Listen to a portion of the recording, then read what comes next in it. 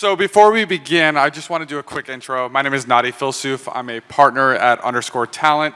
I've been in this industry for about 16 plus years, formerly a talent agent, then a brand executive at Mattel, and now a talent manager. And I'll let Daniela and Matt introduce themselves as well. Hi, I'm Daniela Legarda. I'm a social media content creator. I do beauty, lifestyle, a little bit of everything, but I'm very passionate about creating a space for Latina women in the industry. I'm Matt Tralli. I'm a fitness content creator, but I'm also a trainer and coach. So my passion is obviously fitness, first and foremost training individuals. But now I have a platform to, hit a huge, wide demographic across the globe, clearly. So it's been an amazing experience. Awesome. So I have a couple things to say. We're going to open the floor to questions at the end of the conversation, but I want to say this one thing that you all should think about over the next 15, 20 minutes, but also over the next, month. You can really impact someone's life through the smallest gesture. Again, I'll repeat that. You can really impact someone's life through the smallest gesture. And this panel is really about relationships. And, we live in a very transactional world where you see a lot of brands and executives who really focus on just a deal or an opportunity, and they move on to the next one. And my ethos, especially in representation, is to move beyond that to really drive deep-rooted relationships with your community, with the people you work with the clients you represent, but also just overall a sentiment that we are in the service business. And I wanted to highlight some experiences with Matt and Daniela in their world, but also talk about how we collectively got here together and how I represented Daniela, but also Matt. Go for it. So, funny story, Matt, we both are managers, Nadi, but I trained for Matt for a couple years in LA. I came from Atlanta to LA, and he was the first person that started training me. Great trainer. But Matt started blowing up on social media. He started doing fitness content, and I saw his numbers going up, and I'm like, Matt, why don't you start taking social media more serious? And I was like, are you looking for a manager? Were you even actively looking at the time? No, I don't think I was. I kind of just making content. I didn't really think too much about it. And as my followers grew, I was like, I just thought that was, normal or whatever. But then Daniela was like, you need to monetize this. You need a manager. Like, do you need one? And I was like, I guess. I have no idea. I'm new at this. So she then connected me with Nadi, and we hit it off, right away. And tell them the story about how, after you realized who I was. So Danny calls me and she's like, I have the perfect guy for you. And I want you to meet him and represent him. And I said to Danny, I was like, listen, I'm like super busy. I'm not trying to sign clients, but it's because of you, I will take that meeting. I met with Matt, as he said, we hit it off. And I was like, this guy looks really familiar. And I go back to my Instagram page and I looked at some archive posts, and lo and behold, I realized that I had archived and saved a ton of Matt's workouts over the course of the last 2 years before I started working with him. And I'm like, oh my God, this is the guy that I've been using his routine to get back into the fitness shape. So it's kind of crazy, the full circle. We're here where now I'm representing the person who, similar to another client, which is Vic White, who's somewhere out here, somewhere where I was a fan of, and now I get to privilegedly say I represent. Yeah, so it was kind of a cool, like you said, full circle moment. But I think that's kind of the beauty of social media. You can connect with people around the world, and sometimes it's people that are in your own backyard. You don't even know, but sometimes it always comes back around. So it's an amazing tool to have. I know there's obviously the negativities of it with negative comments and things like that, but there is a real beauty in connecting through social media. That's what it was made for in the beginning. So I think the thing is you both are very different in your content styles, but you also are experts in your relative space. Talk about a opportunity, whether it was a one-off partnership, that you used your own skill set to build a relationship with that brand to turn into a longer-term partnership. Well, almost all of my deals have come from the relationships I've built in LA. When I first moved to LA, I knew nobody. I didn't have a management. I was coming out of a really bad management, and that's when I found Nadi.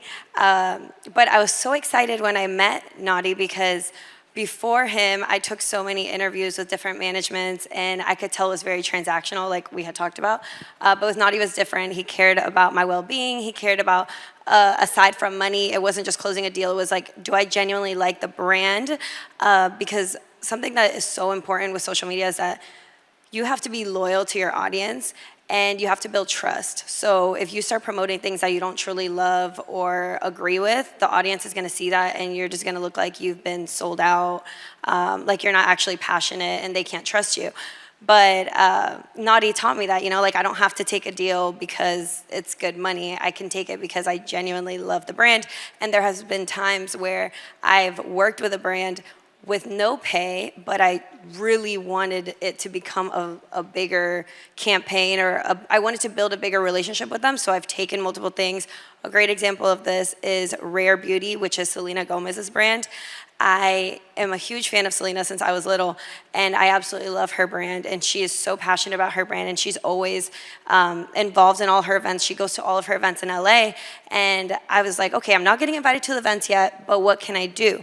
Okay, I'm gonna start posting them a lot so I can be in their face all the time, tagging them. And then I finally got invited to the events, and I met Selena Gomez. I got to film with her, and after that, this year I set a goal for myself. I was like, I want to be in a paid campaign with Rare Beauty. Like, not just be with Selena or be with this. Like, I want to be paid by them because that is a brand like where, one, it represents Latinas. It represents also being different in the industry, the difference in beauty. So it's a brand I really stand with. So I was like, okay, what can I do to get a paid campaign with them? So I posted about their eyebrow product, which is a great product. She's also a user of the product. Let's also keep that in mind. Yeah, like it's my favorite brow gel. And so I posted about it, and they contacted my manager, and they asked if they could boost the video. But the pay for it was really low, like something that I would normally never take.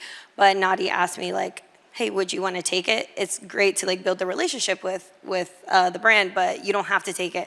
And I said, absolutely, I'll take it. So I did it, and 1 month later, they came back and they're like, we want you to be the face for Latin Heritage Month. We're only choosing one creator, and we think you're perfect for it. So I did a whole beauty campaign with them in September for Latin Heritage Month, and that was in my vision board. I was so excited, and that all started from just posting organically a brand that I love, working with them for free, and building that relationship. Matt, go ahead. Yeah, so for me, I had an opportunity with Sweet Green, which is a healthy food salad restaurant out in LA, New York area. And I went in there to create a bowl, like a protein bowl. The Tralli bowl. The Tralli bowl, yeah. And the founder of Sweet Green just happened to be there on the set. And we started talking, and it turns out we had a lot of mutual friends. Turns out he was actually from New York, which is where I'm from. And we kind of developed a quick relationship there. Turns out he likes to work out. We started working out together, and it developed more of a personal relationship, which, for me, I'm used to that because I'm a personal trainer. And I always like to say that you have to put the personal in personal training, right? Like, you have to be someone that, obviously your client, you're with them for an hour of the day. They talk to you about almost everything sometimes. So you have to be able to relate with them, and that flourishes into a stronger relationship and a longer lasting relationship. And that's exactly what these relationships are with brands. So it just coincides perfectly. So when you go through the whole process of trying to get an opportunity with a brand, you organically recommended to post about the brand. And most managers and agents are very reluctant on that because they're like, well, we don't work for free. And the reality is, brands want to work with people that actually use or love their product or are a fan of them. And they're looking to deepen that relationship with the content creator or the celebrity because they want, and I hate using this word because it's thrown around in the industry so much, they want authentic partnerships. And the thing is that, my clients who I represent know this. I always stress to them tag, post the products you use, the airlines that you travel with, whatever it is that you're actually doing, integrate that into your content, because it's very important for brands to see that, because they cast talent based on what they're seeing that it's put out there. So when a client's like, well, I want to work with, let's say, Oreo cookies, and they've never posted about Oreo cookies, it's very hard for us to even pitch talent, because there's no relationship even on social media that's created through that content. So what I'd love to say is, like, in this space, you get the opportunity, right? You're hired for that campaign.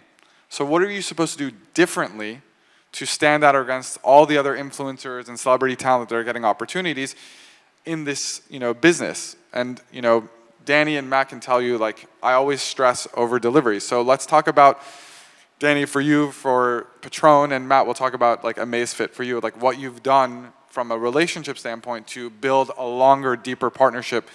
Daniela joined Patron as part of their familia, and then Matt is now going to be a global brand ambassador for Amazfit. So I'll let you guys talk about how that all came to fruition. So Nadi's the first manager who ever told me to over-deliver, because every single manager, like we talked about how transactional this industry is like, no, they pay for this, they get this, like nothing more, nothing less. But Nadi's always been like, over-deliver. For me, what makes me want to over-deliver is, one, loving the brand, but two, when the brand gives me creative, lets me be creative, because there's some brands that they're so strict with, you have to say this exactly like this, and it doesn't become authentic anymore. And like we spoke about the importance of authenticity with your audience, they want to feel like this is actually what you use, this is actually what you like, this is actually what you drink. So when a brand gives you creative freedom, then it allows you to like blossom and do your content how you want to do it. And then also when a brand treats you well, then you want to over-deliver. Like right now, I'm in Macau having the best time ever. And I am posting everything and tagging everything, because you guys are like truly treating me so well. Everyone is so nice. Everything has been beautiful. Everything's been amazing. And this is actually my second time in Macau, because I came here last year. I was invited by the Macau tourism. So obviously I over-delivered then. And I had so many people reaching out to me about Macau. They didn't even know that it existed. They didn't even know where I was. They thought I was in Vegas a lot of the time. So it was like news to a lot of my followers in the U.S. and even in Latin America. So I'm just really grateful to be here and be back in Macau and be with all of you guys. So thank you so much. So for me, Amazfit is a wearable tech company. They sell smartwatches, kind of similar to an Apple Watch, but you wouldn't probably know them. They're a smaller company. And the first thing I wanted to do is I wanted to try the watch, because I've tried Apple, Garmin, I've used every smartwatch. So for me, it's big, especially in fitness. Like, I need to use the product and see if it actually is legit or not. So they sent me the products right away, and I used them, and I actually thought they were, pretty good and competitive with the top two brands. So I think genuinely, using the product and actually liking it is obviously one of the biggest, key factors to, signing a brand deal and producing good content for them. I even used them and I brought them here to Macau, and I think giving it to the community and letting them try it as well also shows the authentication of the product and your actual love for the brand. So I think that goes a long way with the brands and doing a longer partnership with them. So I'm sure you can attest to doing that with other brands to get longer term partnerships, because we do a lot of paid per post and stuff, but if you truly like the product and show that you like the product, they'll give you a longer deal. The biggest thing, though, for a creator, but also from a brand side, is over delivery, in the sense of you want to stand out amongst your community, because most talent only focus on what they've been paid to do, but not realizing that in a brand executive, when they're casting for a campaign, there's a lot of pressure for them to hire talent that's going to perform and hit those KPIs based on their budget.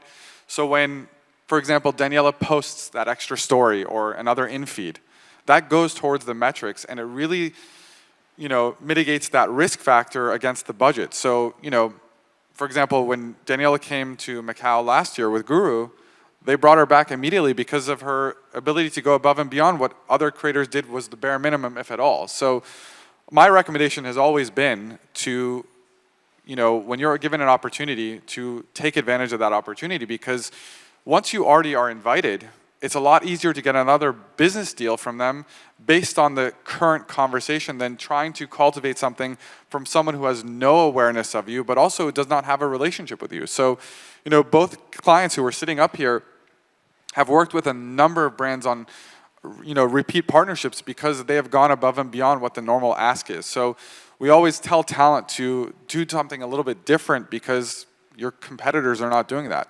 But from the brand side, it's also knowing who are you hiring and who are you partnering with.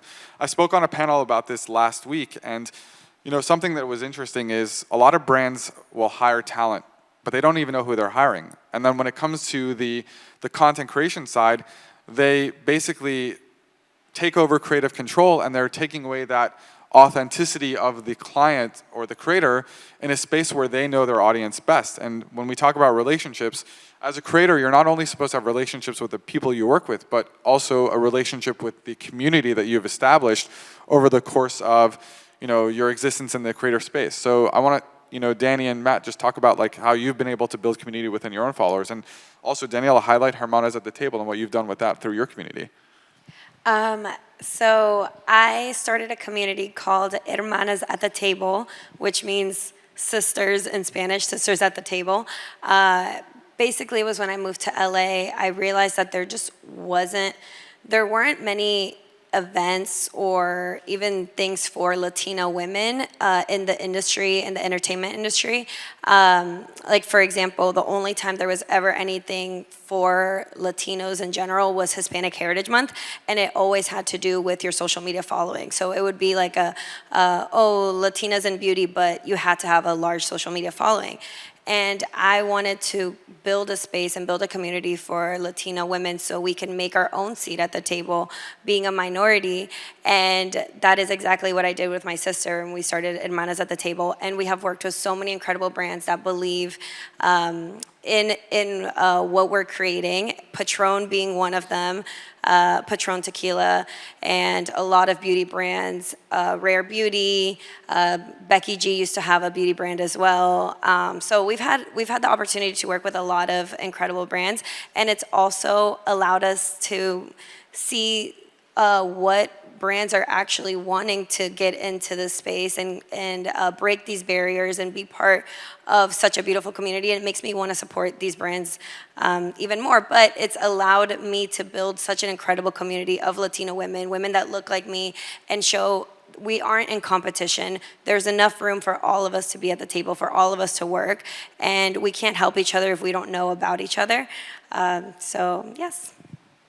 Yeah, Danielle is more of a pro at this than I am. I'm a little bit more newer at this, but I, use my relationships, through personal training. I mean, I guess, exactly what this is, the art of relationships. I mean, I've been doing it for a long time, and now I'm just starting to do it with my own community, in the fitness community, which is a huge community, across the globe. So it's just kind of tapping into that community through running the New York City Marathon. That's a huge, running community that's also does fitness, so they work out. So it's just tapping into those different communities for me.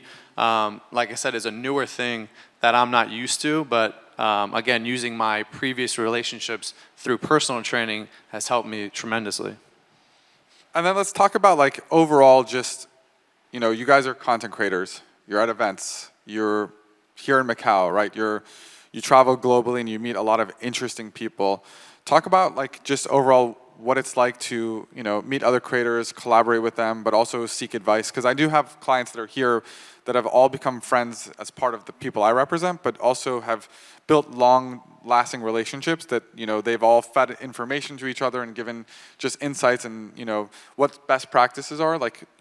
Based on just your experiences traveling and meeting other people, talk about how you've grown a larger network based on the people you've met. I think that's honestly the best part of this whole thing. I mean, I just went to the Meta headquarters, and I did this for the Oakley sunglasses they came out with. And I was talking to the people there, and I was like, I'm literally at the Meta headquarters, Facebook headquarters, which is literally what started all of this, right? They started social media essentially. So it was pretty cool that I was meeting so many different people, creators, executives, and I was meeting them on a personal level to think like, back to when they first started in like 2007 or whenever it was.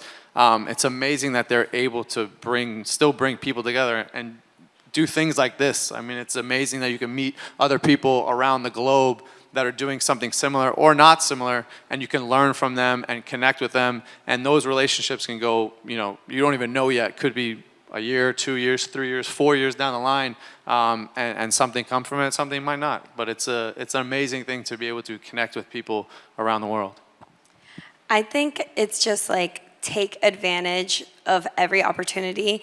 I'm in rooms that I could have only dreamed of being a few years ago. I'm meeting people that I would watch on TV that I would never even think that I would ever even be in a room with them. And it's such a privilege, and it's about taking advantage of every situation, but then also, building the genuine friendships, whether it's a business relationship or an actual friendship with someone, but just fully take advantage of it, because I feel like so many people, maybe some creators who maybe blew up overnight, through social media, kind of just see it as like a fun game, but at the end of the day, it is an industry, it is business, it is work. So it's like, take advantage of that and use it, because you don't know how long this will last, but relationships do last forever. So You're in a room with a very diverse group of people from all different backgrounds and industries. What is one thing you want them to know of what it's like to be a content creator?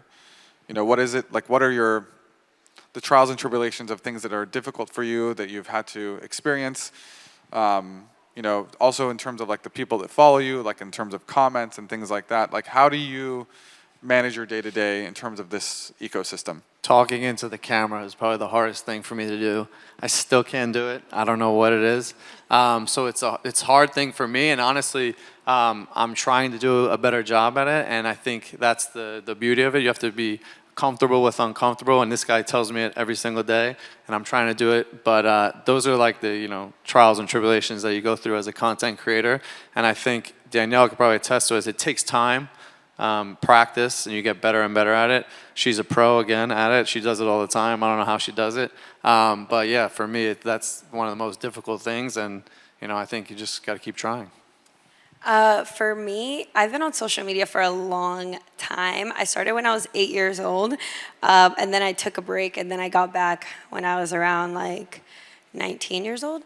But I think it was like just the fact that the world kind of saw me grow up, and so many opinions, and you're also trying to, like be a normal girl, like you have your own insecurities and this and that, and then you're comparing yourself to other people, and then you have other people telling you, like criticizing you, and all of that stuff. So for me, that was really hard, like growing up in that, but as you're in this world and you get tougher and you learn and you know how to navigate it, I've had to really learn how to like separate my personal life with my social media life. Like share, but don't overshare. I used to share absolutely everything. Now I know there's things I keep to myself, and that was like my biggest thing. But now I've really learned to like manage that.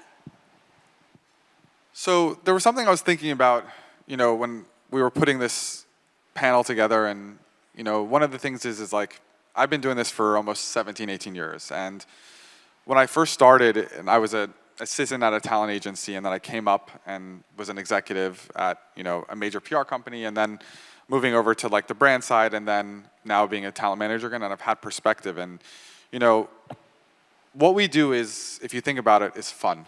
If you really think about it, and a lot of people take this job or these campaigns as things as so seriously that they lose sight of the fact that we're all in a community, we're all just trying to succeed and complement each other. And I can give, for example, this experience of even this weekend. I mean, I've been working very closely with the branded team, and they've done a phenomenal job just putting this event together. And we started talking. Yeah, let's give a round of applause to them.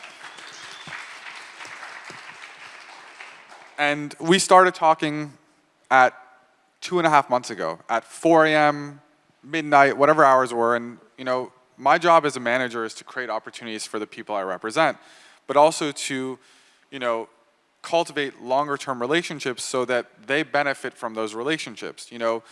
The simple notion, for example, a friend of mine who's an executive at Live Nation, she reached out to me asking to go to a dinner in Tokyo, which is like one of the hardest reservations to get, but I was able to help her. Why? Because, again, as I said earlier, you can impact someone's life by the smallest gesture. So, working with the branded team over the last 2 months, they're my colleagues. They're not a competitor.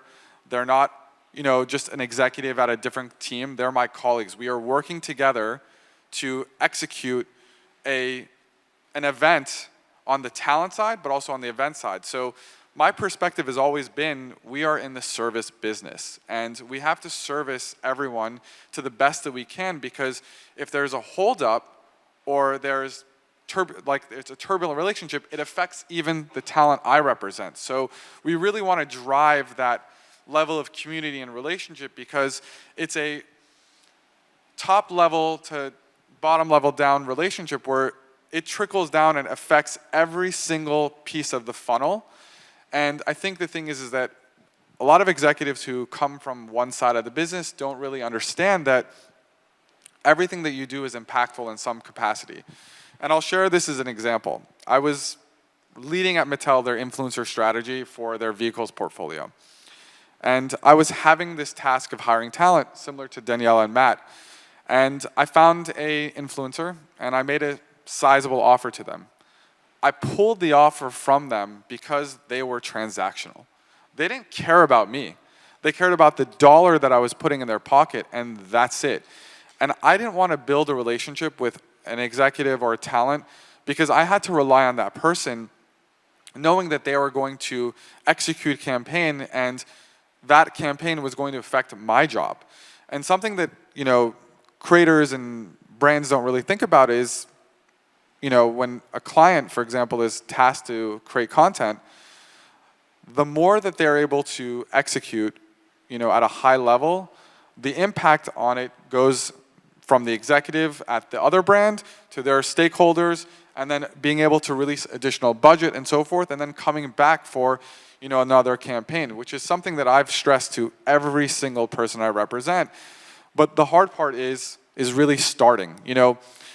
Matt said this earlier, is he has difficulty speaking to a camera. And I think the thing is that it's like any skill set. It's programming yourself to do it, to then being able to become part of your routine, which then becomes normalized based on the content you're creating.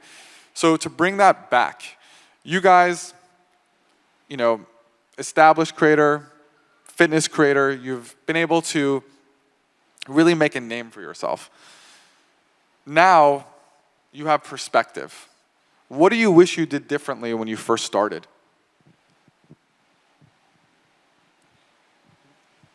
I think for me is what I had said that was a struggle for me is just differentiate my personal life with social media, not overshare, and then also not compare myself. And also do the content that's actually authentically for me, not just trying to see what's viral and trending and what could get me views, because the audience sees that. So when you're being authentically yourself, you grow and you build a genuine audience and fans that love and support you no matter what, rather than trying to be something or someone that you're not. And for me, just post it and try it and not care what people think, because I think we're our worst critique. So for me, it's just get it out there, post it, and just get practice with it. I can talk to you guys all day, but in light of time, given that we have a minute or two, I'll open the floor for questions if anyone has any.